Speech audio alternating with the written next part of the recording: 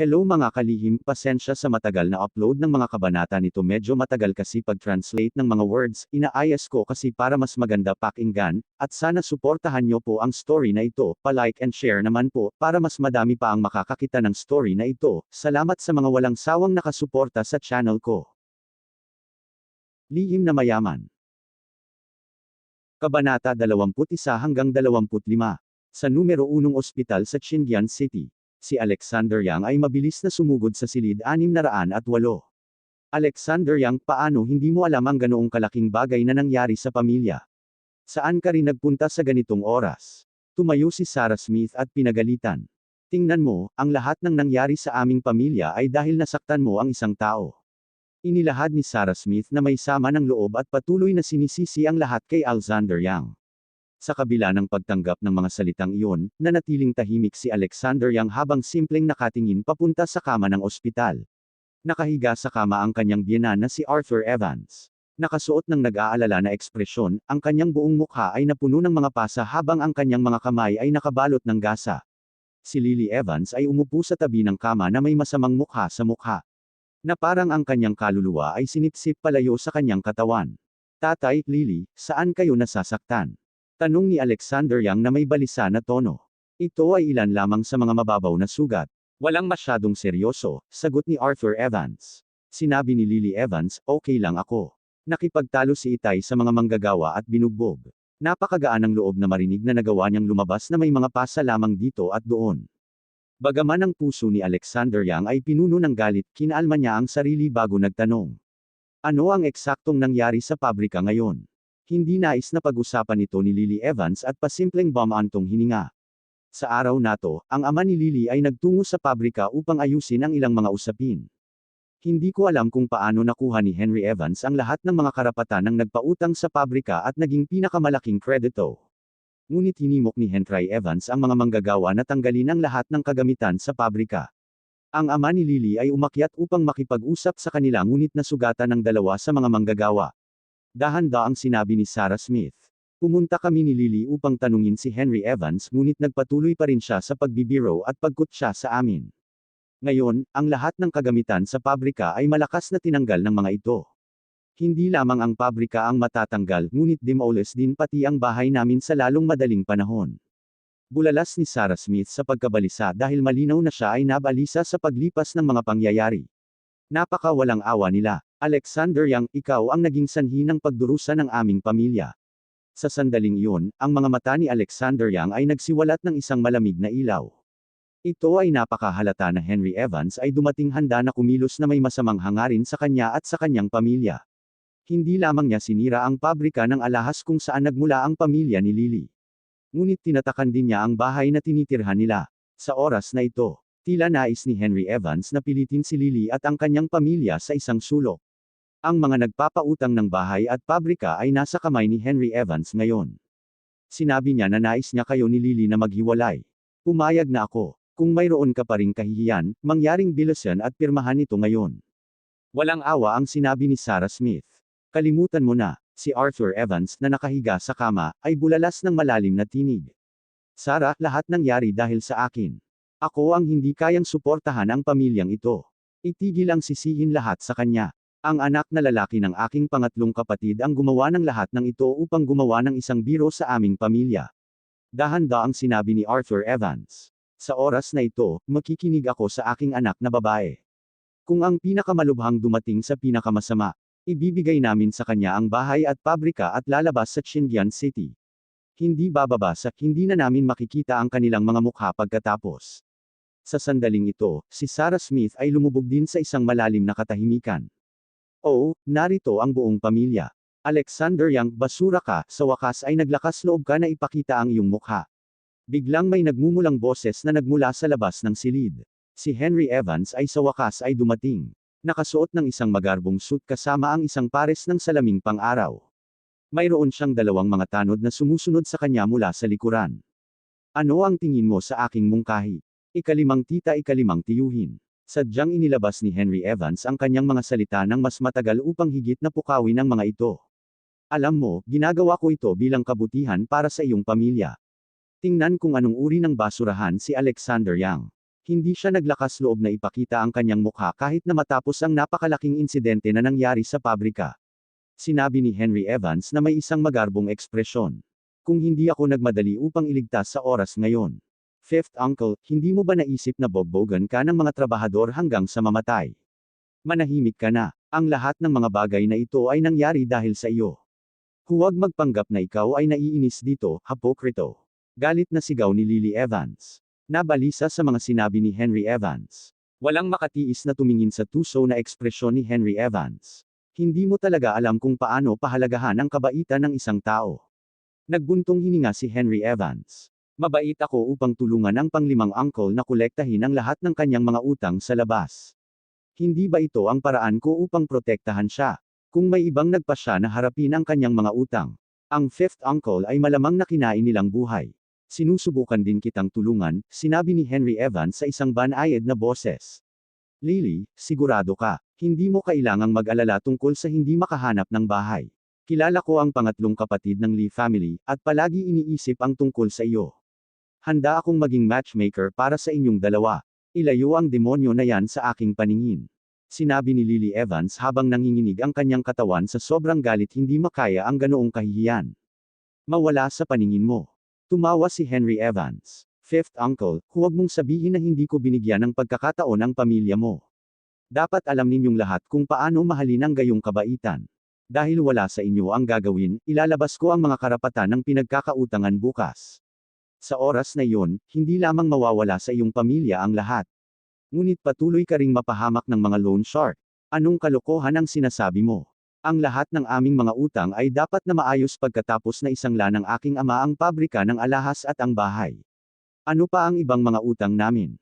Tanong ni Lily Evans. Masyado kang walang muwang, sinabi ni Henry Evans habang isiniwalat niya ang isang mayabang na ngiti. Ang lahat ng mga kagamitan sa masamang pabrika ng pagproseso ng alahas ay nasira at hindi na nagkakahalaga ng hanggang isang solong sentimo. Tiyak na hindi ito magiging sapat upang mabayaran ang iyong mga utang. Bilang karagdagan, kailangan mo pang account para sa pag-upo ng site. Kung hindi mo ito maayos agad, ang fifth uncle ay maaaring maakusahan pa ng pandaraya sa kontrata at makakulong. Ikaw, mahigpit na kinagat ni Lily Evans ang kanyang mga labi habang naglalabas siya ng isang nagbabantang na hangarin sa pagpatay. Ito ay isang pangkaraniwang pamamaraan sa industriya ng negosyo. Isinasaalang-alang ang kayamanan at impluwensya ng pamilya ni Henry Evans. Nagtataglay sila ng hindi mabilang na mga paraan ng pagpuwersa ng isang simpleng pabrika ng alahas sa gilid ng pagkalugi. Pag-isipan mong mabuti, ayaw mo pa bang lumapit at magmakaawa sa akin? Tiningnan ni Henry Evans ang eksenang ito sa harapan niya at nakaramdam ng matinding tuwa. Sapat na sinabi mo. Kung gayon, umalis ka na. Si Alexander Yang ay tumingin kay Henry Evans nang walang ekspresyon. Ikaw na basura ka, paano mo sasabihin sa akin na umalis? Napilipit ang ekspresyon ni Henry Evans habang malamig na nakatingin kay Alexander Yang. Dahil si Alexander Yang ay palaging masunurin sa pamilya Evans. Hindi inakala ni Henry Evans na kailanman ay maglalakas loob siyang kumilos ng matigas sa harap niya ngayon. Ang lakas ng loob mo. Sigaw ni Henry Vance nang bigla siyang nagalit at ipinadala ang palad na lumilipad patungo sa mukha ni Alexander Yang. Crap! Sa sandaling iyon, hinawakan ni Alexander Yang si Henry Evans sa kanyang polso at pinilipot ito ng walang awa. Ha! Ag! Nahuli sa pagganti ni Alexander Yang, sumigaw si Henry Evans na parang isang baboy na pinatay. Habang tumulo ang pawis niya mula sa noo, tinitigan niya si Alexander Yang sa sobrang hindi makapaniwala. Half nakaluhod bago si Alexander Yang, malakas na nanginginig si Henry Evans habang ang sakit mula sa kanyang kamay ay umakyat sa kanyang buong katawan. Pagkatapos ay pinakawala ni Alexander Yang ang isang malamig na paghilik bago binura ang pagkakahawak ng polso ni Henry Evans. Crash! Sa sandaling iyon, ang katawan ni Henry Evans ay ganap na malata habang nahuhulog sa lupa na parang basahan. Sa kabila ng pagiging malaya mula sa pagkakahawak ni Alexander Yang, ramdam pa rin niya ang sobrang sakit mula sa kanyang kumukutkot na kamay. Alexander Yang, naglakas loob ka pa ring hawakan ako. Sigaw ni Henry Evans habang nakatitig kay Alexander Yang na may purong banta. Pinagsisisihan kita na ipinanganak sa mundong ito. Tapos na ang pamilya mo. Wala nang makakatulong sa iyo. Tumayo si Henry Evans at sinabi na may malamig na ekspresyon. Binigyan kita ng isang pagkakataon ngunit binaliwala mo ang lahat ng ito. Ngayon, maaari ka lamang maghintay habang ang iyong pamilya ay nawasak. Matapos silang bantay ni Henry Evans. Dali-dali siyang umalis sa isang nagbabagabag at nagalit na pamamaraan. Alexander Yang, sa palagay mo maliit na bagay ito. Nais mo pa ring patulan ng Henry Evans. Si Sarah Smith ay tumangis sa sobrang sakit. Ano ang dapat nating gawin ngayon? Tapos na ang aming pamilya dahil sa iyo.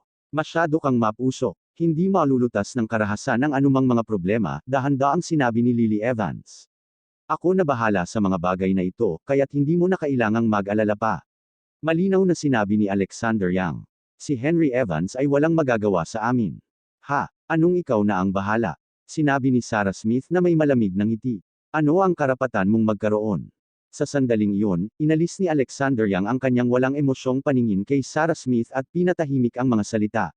Matugunan ang kanyang tingin, kinilig si Sarah Smith at naramdaman na parang si Alexander Yang ay naging isang ganap na ibang tao. Dahil sa balak niyang pag-alitan siya, nagpasya siyang tumigil sa likas na hilig. Pagkatapos ay tumingin si Alexander Yang kay Lily Evans na may bakas ng kahinahunan sa kanyang mga mata. Huwag kang mag-alala, magiging maayos ang lahat dahil narito ako. Bagaman hindi naintindihan ni Lily Evans kung ano ang nangyayari. Gayunpaman ay naramdaman niya ang isang malaking init sa kanyang puso. Sa eksaktong sandaling ito, siya sa kauna-unahang pagkakataon na dama na parang siya ay maaaring umasa sa kanya. O sige, sabi niya at tumango bilang sagot. Sa parehong oras, sa kabilang dulo.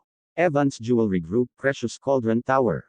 Sa higit sa 20 palapag sa gusali, ang bawat palapag ay kasalukuyang nagdudumog sa mga tao. Habang nagmamadali ang mga empleyado sa paligid ng mga tanggapan. Dinala nila ang kanilang mga mukha na parang may malaking nangyari. Sa 23 palapag, sa conference hall. Ang lupo ng mga direktor ng Evans Group ay nagsagawa ng isang emergency na pagpupulong. Sa conference hall, higit sa 20 tao ang nakaupo sa paligid ng maluwang na talahanayan ng kumperensya. Ang lahat ng mayayaman at makapangyarihang figure ng pamilyang Evans sa Xinjiang City ay naruroon. Ano ang nangyayari? Bakit ang gulo ng korporasyon? Kuya, anong nangyayari? Nasa kalagitnaan lamang ako ng paglalaro ng golf bago makatanggap ng maraming mga tawag mula sa aming malalaking kliyente. Na sinasabi kung paano nila nais na kanselahin ang kooperasyon sa aming grupo. Sa sobrang laking kaguluhan na nangyayari, kahit papaano ay nasaktan natin ang isang tao.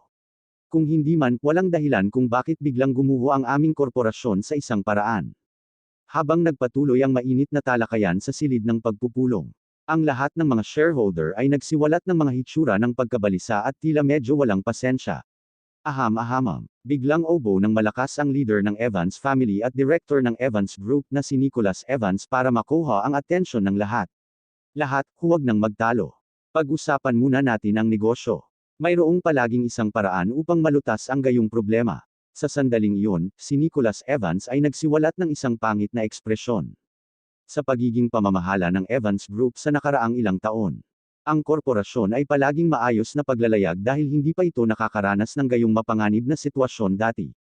Habang ang silid ng pagpupulong ay agad na tumahimik, lahat ay nakatingin kay Nicholas Evans na may mga nag-aalalang ekspresyon, hinihintay siyang magsalita. Direktor, ang data na iyong hiniling ay nakalculate na. Sa oras na ito, isang batang babaeng kalihim na nakasuot ng isang pares ng salamin ay lumakad na may ilang mahahalagang dokumento. Sabihin mo sa akin, ilan sa malalaking kliyente at matandang mga customer ang nagwawakas ng kanilang kontrata sa amin ngayon? Si Nicholas Evans ay nagtanong nang walang magawa na may isang nerbiyos na ekspresyon dahil hindi niya alam kung gaano karaming mga pagkalugi ang pinagdudusahan ng kumpanya. Binaliktad ng kalihim ang mga dokumento at sinabi, Direktor, ayon sa istatistika, ang mga stock ng Evans Group ay bumulusok ng higit sa 30% ngayon at nag-crash na. Ito ay sanhi ng pagkasindik ng maliliit na shareholder at humiling na bawiin agad ang kanilang pagbabahagi. Bukod dito, ang aming mga channel sa pagbebenta ng alahas sa higit sa 100 mga lungsod na prefectural ay napatay na ngayon. Sa parehong oras, napilitan din kaming wakasan ang lahat ng aming mga kontrata. Bukod sa higit sa 20 bantog na mga kumpanya na nauugnay sa industriya ng alahas sa lalawigan ng East Sea. Kasama ang Association of Trade Commerce at General Chamber of Commerce, lahat ay magkasamang inanunsyo sa publiko na hindi na sila makikipagtulungan sa Evans Jewelry Group. Ang aming grupo ay kasalukuyang nakaharap sa isang malaking krisis ng pagtitiwala. Dahan-daang nawala ang tinig ng batang babaeng kalihim habang nag-aalangan siyang magsalita pa. Pagkatapos ng lahat, paano niya masasabi sa mga tao sa harap niya na ang pangkat ay tiyak na bumagsak? Abangan, ang susunod na kabanata ay nasa description.